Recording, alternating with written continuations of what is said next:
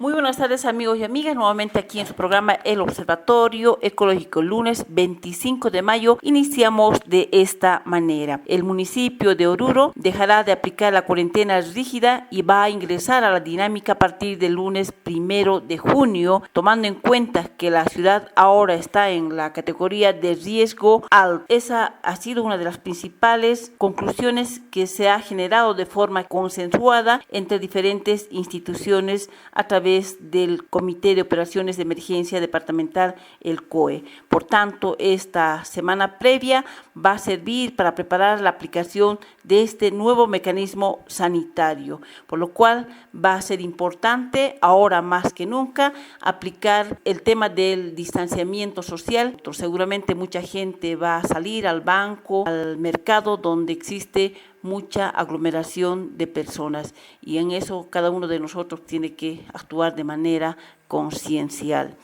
Dentro de ese marco, hoy en el programa del Observatorio Ecológico vamos a hablar precisamente un tema que tiene que ver mucho con esta situación que estamos viviendo. Para esto hemos entrevistado al ingeniero Víctor Flores Salá. Él es especialista en seguridad industrial, a quien le hemos consultado temas importantes que tienen que ver con los protocolos de seguridad para garantizar la continuidad laboral. Le hemos consultado qué puntos importantes se deben considerar, ya que nuevamente reiteramos, a partir del 1 de junio Oruro entra en una cuarentena media. Nuestra Constitución Política del Estado, que va mencionando en sus distintos artículos la importancia de la salud y del bienestar de los ciudadanos. Existe la Ley General del Trabajo, que está vigente, existe una Ley General de Higiene y Seguridad Ocupacional, existen soluciones ministeriales, además existen leyes departamentales, porque somos un país, un estado con autonomía. Todo ello es para garantizar la salud de los ciudadanos, ¿no? Como tal, tenemos que retornar nosotros a nuestras actividades. Como alguien decía, todos estamos en esto y tenemos que salir de esto, unidos, no hay otra forma, ¿no? Nos ha ocurrido una situación que no estaba contemplado, a todos nos ha pillado por sorpresa, por lo tanto ahora nos toca reordenarnos, reinventarnos y realizar y volver a nuestras actividades. Con toda seguridad que no será igual, habrá muchos cambios que habrá que realizar, tendremos que cambiar nuestras costumbres. De todas maneras, tenemos que hacerlo. Para empezar, necesitamos estar comprometidos en realizar estas actividades que vamos a ir comentando. Tenemos que estar totalmente convencidos de que tenemos que cambiar nuestras costumbres, tenemos que tener disciplina. Todo ello no es tan fácil, no solo es motivarnos, no termina con motivarnos. Hay que actuar, hay que hacer, y esto significa recurrir a analizar nuestra situación, necesita conocer qué tipo de personal tenemos, necesitamos reformular, reprogramar, verificar qué materiales tenemos, qué insumos y qué necesitamos. Obviamente todo eso significa recursos financieros, ¿no? ¿Cómo será nuestro compromiso? ¿Qué haremos para que podamos generar este gasto? Nosotros, como profesionales, como microempresarios, algunos como dueños de alguna actividad, algún negocio, tenemos que estar conscientes de cumplir. No se trata de realizar unos protocolos, entregar a las autoridades, nos den el permiso, la licencia y nos olvidemos. Para ello, es recomendable a veces generarnos una política respecto a la bioseguridad, en el que inclusive el empleador ponga su rúbrica, ponga su firma. En ese caso se compromete a generar, a disponer los recursos financieros para poder trabajar y hacer viable, todos los cambios que vamos a realizar. Tenemos que estar conscientes, el realizar las modificaciones será un gasto, pero necesitamos volver a nuestras actividades. Obviamente que tenemos que concientizar a todos los trabajadores, tenemos que realizar capacitaciones para ello y tenemos que definir responsabilidades. Las responsabilidades van del empleador, ¿no? El empleador se responsabiliza. ¿Cuál es la responsabilidad? De disponer recursos financieros, de comprometerse a realizar las capacitaciones, de dotar todos los recursos materiales que sean necesarios, ¿no? Y los recursos humanos disponibles. ¿Y cuáles son las responsabilidades del empleado, del trabajador? Son el de cumplir con esos protocolos que se van a establecer, del que va a ser parte, cumplir con todos los cuidados que se requiera, porque no solo se debe realizar estas actividades de cuidado en el trabajo, porque llega a su casa de repente ya no cumple todo lo que se le ha capacitado, ¿no? Entonces lo tiene que aplicar en todo momento. Debe cuidar los equipos de protección que se le dote, ¿no? Debe manejarlos de forma adecuada. Todas esas responsabilidades deben estar definidas. De eso no hay una concordancia, no se acuerda, no se va a poder. Va a ser en realidad un saludo a la bandera. Va a ser la ley. No exige que los protocolos los haga profesional capacitado en el área. No dice nada respecto a eso.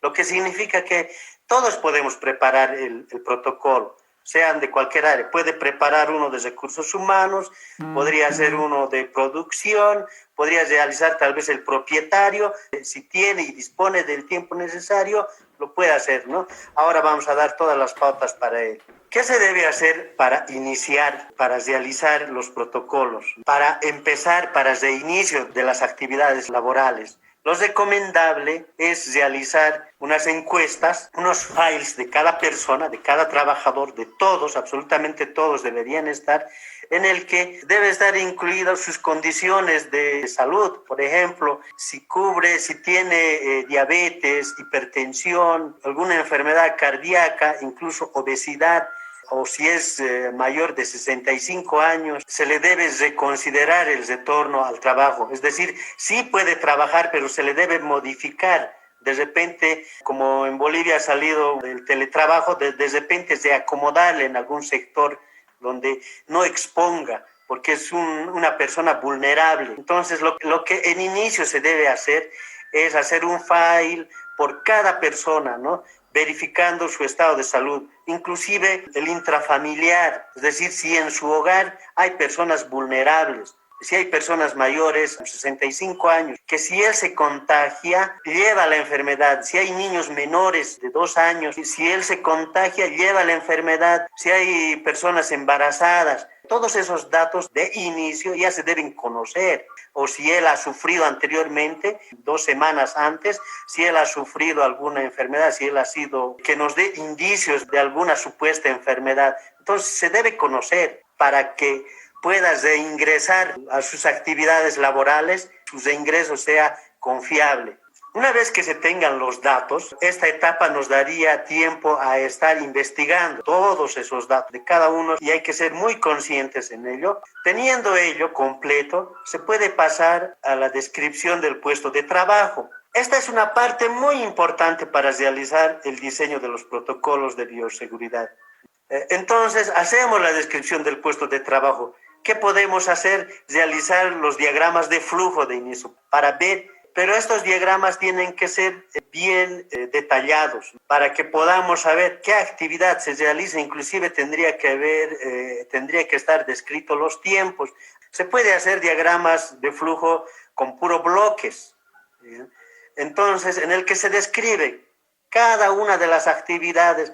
Solamente así vamos a poder determinar dónde está el riesgo, dónde hace contacto, si hace contacto con objetos, cuáles son sus objetos de mayor uso, qué tipo de actividad, durante qué tiempo está, si recibe clientes, qué tiempo. Para todo eso tenemos que conocerlos, ¿no? Y tenemos que procurar adecuar a las recomendaciones generales que da la Organización Mundial de la Salud, la Organización Panamericana de la Salud, el Ministerio de Salud, el CEDES. Tenemos que irnos a esas recomendaciones, es decir, tenemos que garantizarle que pueda realizar su limpieza, su desinfección, tener su distanciamiento social, mantenerlo en un grupo que no se vaya a mezclar con otro. Lastimosamente, algunas costumbres se van a ir perdiendo, ¿no? Bueno, tendrían que irse perdiendo. Algunas costumbres lindas.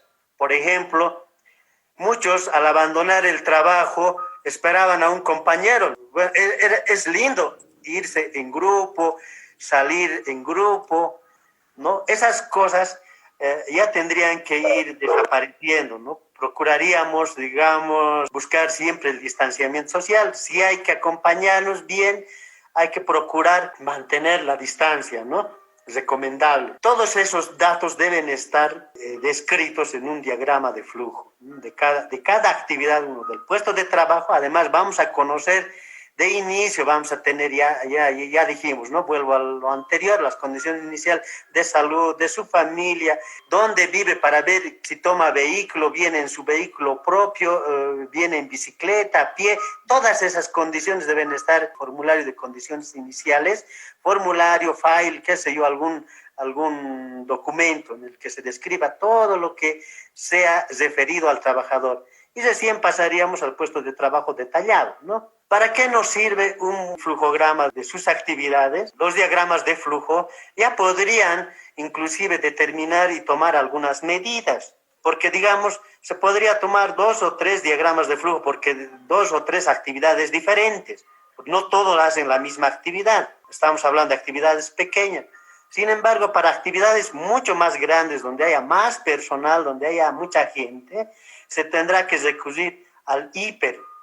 El IPER es la identificación de peligros y evaluación de riesgos, que se realiza una matriz. Muchos de los que trabajan con esto de seguridad industrial ya los conocen. El DAP es el diagrama de análisis de proceso. Existe eso en el internet, ustedes lo bajan, lo verifican, es muy parecido a los diagramas de flujo, va incluidos los tiempos, ¿no? Entonces, es un formulario que se llena y se tiene el tiempo total o el tiempo por cada actividad, también ayuda. Ya hay prediseñados para eso, ¿no? Entonces, la matriz de identificación de peligros y evaluación de riesgos es útil para actividades grandes, porque con un diagrama de flujo no vamos a poder analizar. Hay que ser conscientes en que peligro y riesgo no es lo mismo. Bueno, peligro en realidad lo que dice la ISO 45000, dice que es fuente, situación o acto con potencial para causar daño, ¿ya? O deterioro de la salud física o combinación de estos. Y el riesgo es la probabilidad de que ocurra por la gravedad. Normalmente conocemos que es la probabilidad por severidad, ¿no? Por consecuencia. El peligro es todo aquello que pueda causar cualquier daño a la salud, al deterioro físico, daños físicos o ambos o lo que fuera. Lo que quiere decir que todos, nosotros inclusive somos un peligro, ¿no?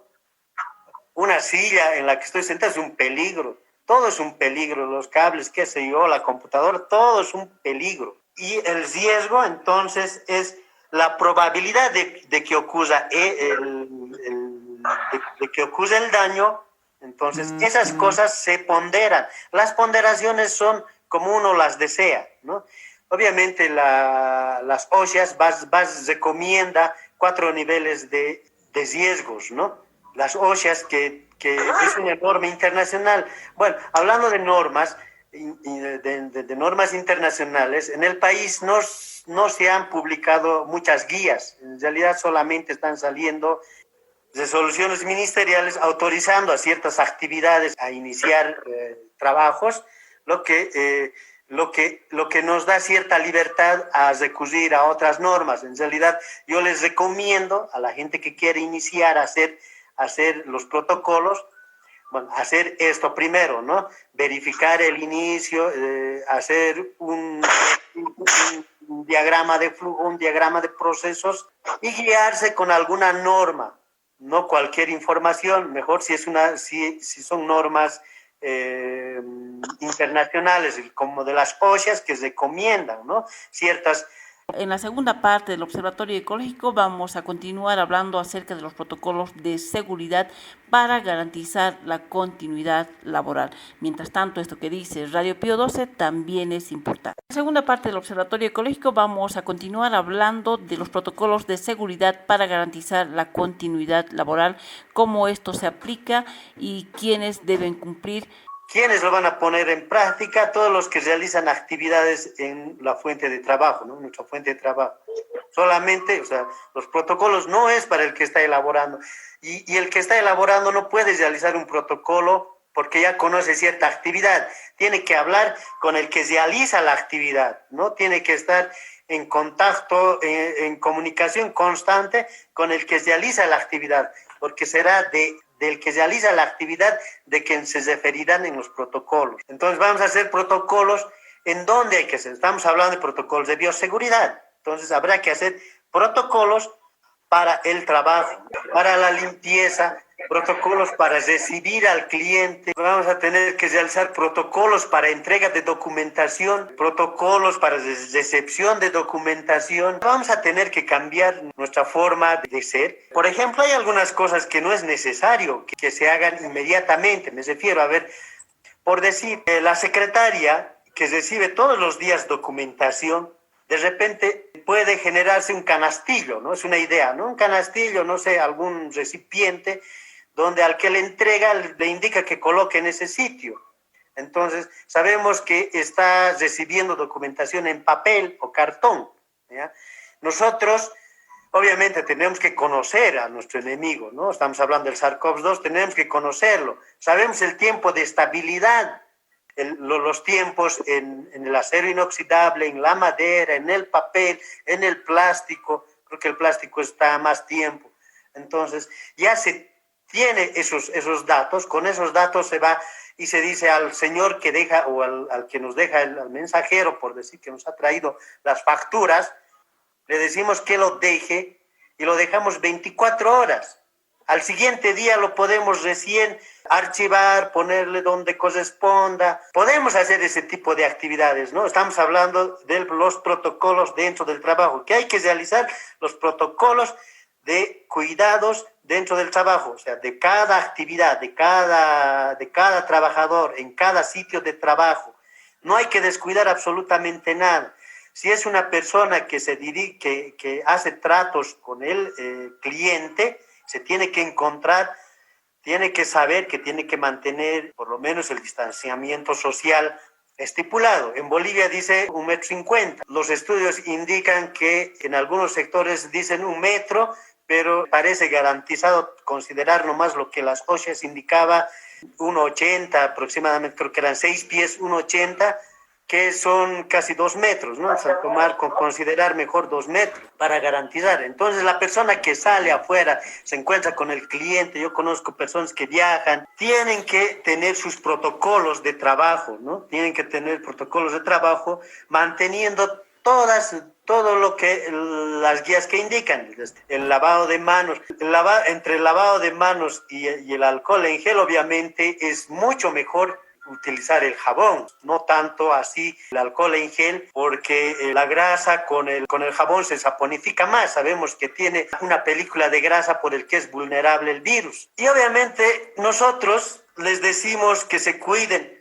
pero salen de la oficina y de repente ya hay un descuido total. Les decía, ¿no? De repente están acostumbrados a irse en grupo, ir jugando, son costumbres lindas, pero lastimosamente van a tener que cuidarse, van a tener que desaparecer, precautelar su salud, van a procurar no andar en grupos. Las recomendaciones del ministerio es de que ingresen en diferentes horarios para que no haya digamos que la gente se aglutine mucho. Entonces, se tiene que hacer protocolos para el ingreso al trabajo, o sea, de la casa al trabajo, como del trabajo a la casa, ¿no? Todo ese camino se les debe indicar. Es muy fácil decirles, cuídense, claro, sí, pero ¿y cómo se cuidan?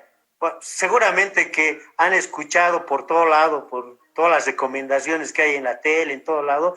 Es diferente que la empresa de la oficina se olvidan. Reglamentación que hay en la oficina la cumplen al 100% porque está escrito, pero cuando se van a casa ya no, por decir que no es necesario ir todos los días al mercado. Por pasear, vamos a preguntar precios, queremos ver cosas innecesarias, ¿no? Ahora, tenemos que cambiar esa forma de ser, ¿no? Tenemos que cambiar y tener solamente si es necesario, habrá que ir. Inclusive en dinámicas de flexibilización estaban estipuladas trabajar 6 horas en horario continuo. Hay ciertas restricciones todavía. No significa que en algún momento nos van a flexibilizar, no significa que nos van a dar la bandera a cuadros y va a ser una competencia. Todos a la carrera después de estar como encerrados. Tenemos que seguir manteniendo y eso tiene que salir desde nuestras fuentes laborales. Esos instructivos se tienen que hacer desde allá. Cómo tienen que ir a sus hogares y cómo tienen que retornar, ¿no? Si van a usar, ya vamos a tener los datos, ¿no? Si van a usar el minibús, si van a usar su propio vehículo, bicicleta, alguna fuente de transporte, o si se van a pie con esto de la pandemia y tenemos que mantener un distanciamiento social. No tenemos que llenar los vehículos. Si hay pocas movilidades de servicio público, seguramente que las vamos a llenar igual nomás, ¿no? Entonces, para mí, ¿no? Es de idea personal que tendrían que salir todos y ni modo, va a haber trancadera seguramente, pero pocos ocupantes en los vehículos tendría que haber, ¿no? Una vez que se hagan los protocolos en el trabajo, en el camino a casa y en el camino al trabajo, también se deben realizar los protocolos en la casa. Que dejar la ropa, limpiarse la suela de los zapatos, dejar la ropa, ducharse, lavarse antes de abrazar a nuestros hijos, que a veces es lo único que nos fortalece, digamos, llegar al hogar después de haber trabajado, es verlos a nuestros hijos y a veces queremos abrazarlos. Entonces tendremos que decir un rato me lavaré y tendremos que poner, esos protocolos tendrán que ser generados desde la fuente laboral. El trabajador cumpla y se sienta responsable, ¿no? Habrá que decir que si él se descuida, bueno, las capacitaciones, ¿no? Si él se descuida va a ocasionar daños a otros, de repente a él no, porque está fuerte, pero puede causar daños a otros. Hay en el mercado, yo he visto, en los hogares sí habrá que poner, han puesto unas alfombras absorbentes, bueno, habrá que colocarlos eso, ¿no?